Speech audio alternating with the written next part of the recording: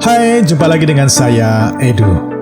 Kali ini kita akan melanjutkan pembahasan materi prototype. Pada video sebelumnya, Edu sudah membahas materi macam-macam prototype, tipe-tipe prototype, tahapan pembuatan prototype, masalah potensial pada sisi manajemen di saat membuat prototype, dan faktor-faktor yang mempengaruhi desain produk. Kali ini kita akan membahas materi kelebihan dan kelemahan proses kerja pembuatan prototype, masalah yang timbul dalam pembuatan prototype, potensi kegagalan pada prototyping, dan ciri pada penerapan pembuatan prototype yang baik.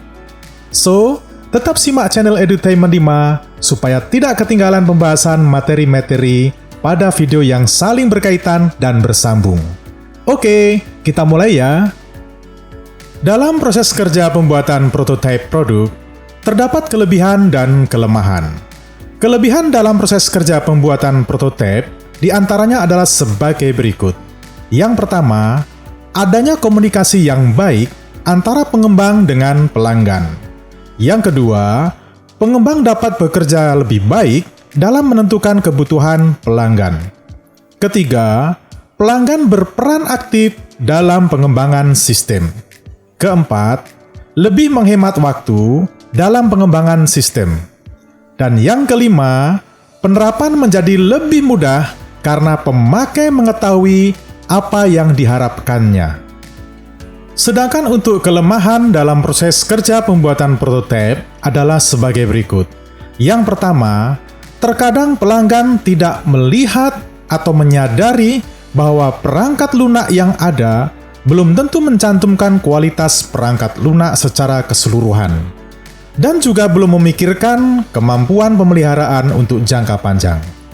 Yang kedua, pengembang biasanya ingin cepat menyelesaikan proyek, sehingga mereka menggunakan algoritma dan bahasa pemrograman yang sederhana untuk membuat prototyping lebih cepat selesai tanpa memikirkan lebih lanjut bahwa program tersebut hanya merupakan cetak biru sebuah sistem. Yang ketiga, hubungan pelanggan dengan komputer yang sedang disediakan terkadang tidak mencerminkan teknik perancangan yang baik.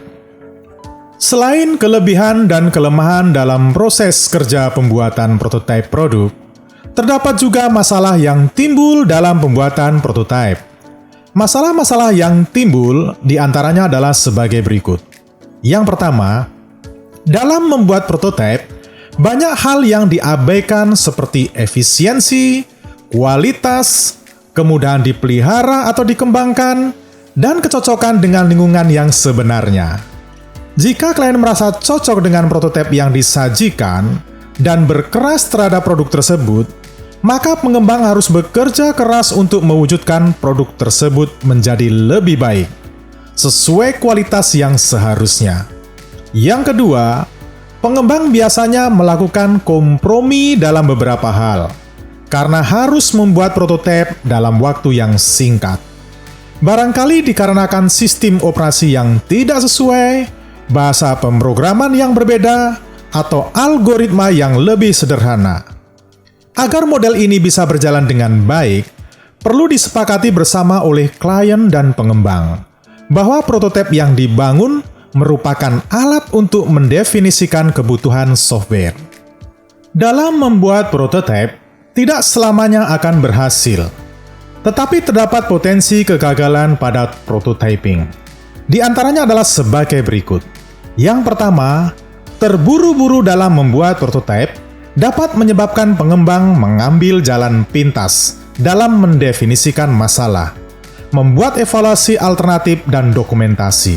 Kedua, pengguna mungkin sangat terkesan terhadap prototipe, sehingga mempunyai harapan yang tidak realistis terhadap sistem produksi. Ketiga, prototipe evolusioner mungkin tidak seefisien seperti sistem yang diprogram dengan suatu bahasa pemrograman. Yang keempat, interaksi antara komputer dengan manusia yang difasilitasi oleh prototyping tools tertentu tidak bisa mencerminkan teknik mendesain yang baik.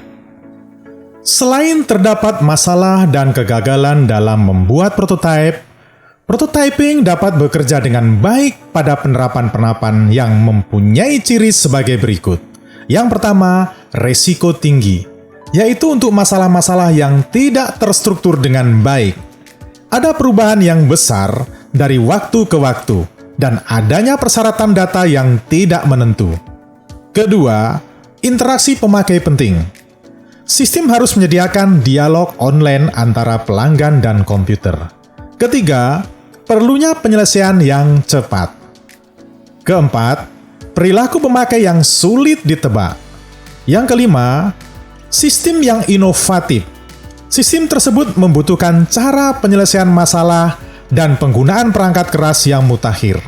Dan yang keenam, perkiraan tahap penggunaan sistem yang pendek.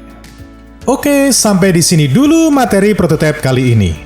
Untuk kelanjutan dari materi prototipe ini, akan Edu sampaikan pada video selanjutnya. Sampai jumpa!